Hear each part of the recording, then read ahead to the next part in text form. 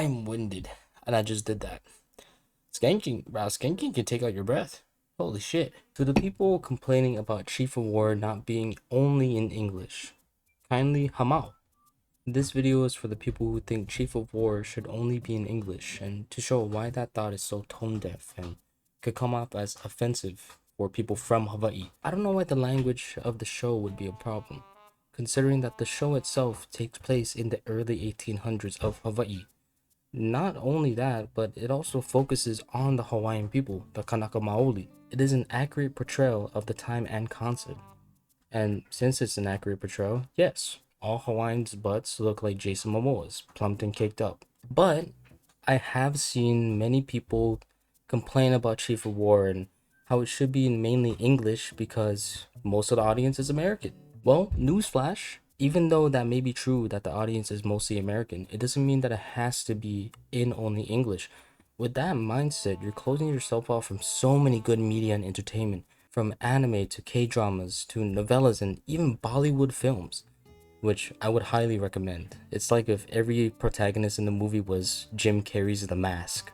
While Hawaii is part of America, it doesn't mean that everybody in Hawaii is happy about it, including the Native Hawaiians. In fact, I would argue that Hawaii isn't part of America, at least not by choice. Hawaii is an illegal annexed state, in my opinion, and to many other people's opinions also living in Hawaii and that know the history about it. To sum this up, because this could be a whole video in itself, Hawaii was taken over. There was no treaty, there was no agreement. Our king, David Kalakaua, was held at gunpoint to sign over.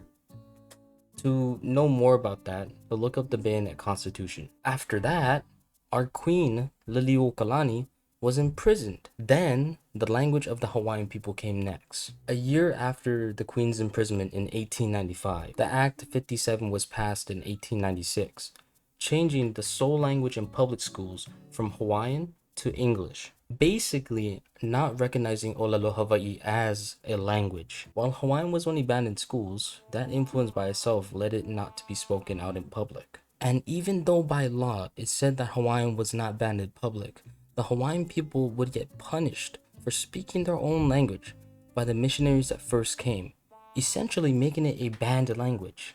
The punishments range from beatings to imprisonment and, in worst cases, death. Sources online say otherwise, but the Hawaiians that lived during that time period tell the truth.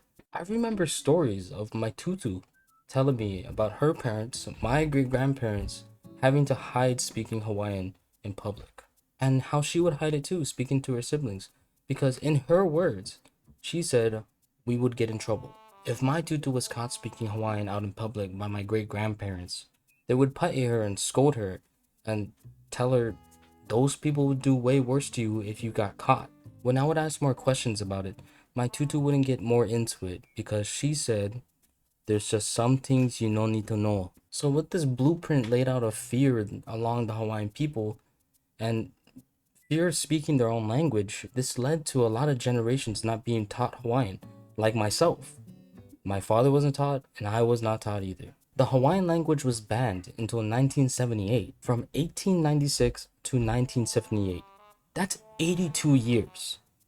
Close to 90 years of the language being banned. In those 82 years, the language gradually decreased in speakers, and English took over. Now in current day, UNESCO classifies Hawaiian as a critically endangered language, with only 2,000 native speakers. However, Hawaiian is making a comeback, with it being taught in schools again and with people learning. With that comeback happening, I hope you can see Chief of War in a different lens and realize how great it is that most of the show is in Hawaiian.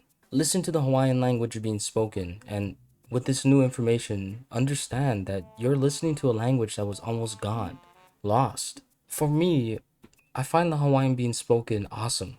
Not just because I am Kanaka Maoli, I am Hawaiian, but it's also a big mainstream media show. Growing up, I only had Johnny Tsunami and Lilo and Stitch to represent my culture, which both those films have minimal Hawaiian spoken in it. They did speak pidgin in Lilo and Stitch though. What we win here?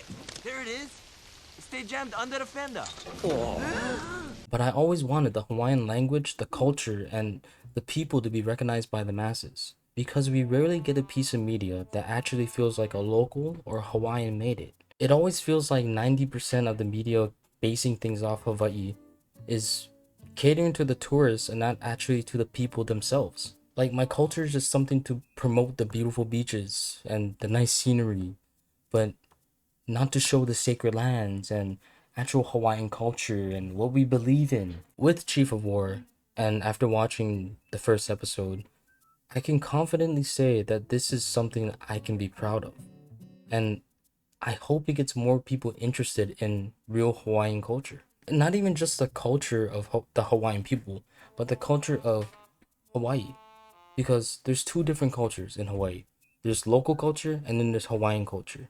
And I'm probably going to make a video on that later on too. That's going to be probably a whole separate video in itself, because local culture is different from Hawaiian culture. It's like local food is different from Hawaiian food. Chicken katsu is not Hawaiian food. It is local food.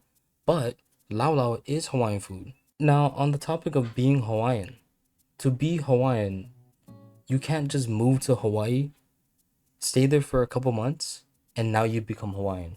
No, the Hawaiian people, aka the Kanaka Maoli, are the indigenous people of Hawaii. We are a race of people. You can't become Hawaiian. You have to be born Hawaiian. It's not like Californian. You know, example, let's say you are a German male or a German woman, right? You move to Samoa. Does that make you Samoan? No. At the end of the day, if you're not born it, you're not it. And to all my Kanakas out there, no matter what percentage you stay and how much cocoa you get, you still Kanaka Maoli. You still Hawaiian. Be proud of who you are. No matter how much percent you get, no matter how much cocoa you got, you are still Kanaka Maoli to the day you die. That is who you are.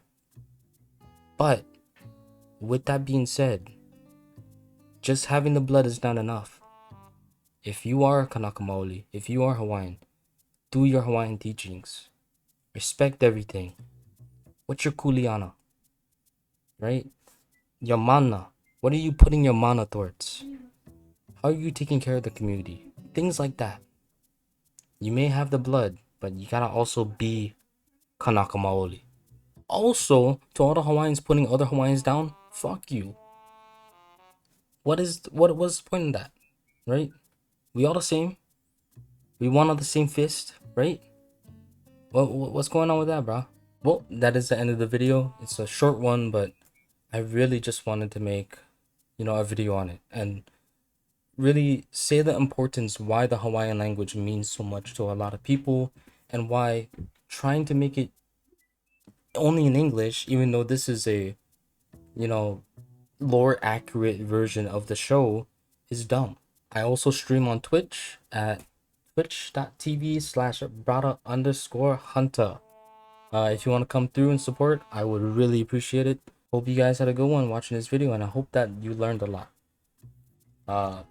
So with that being said, shooties.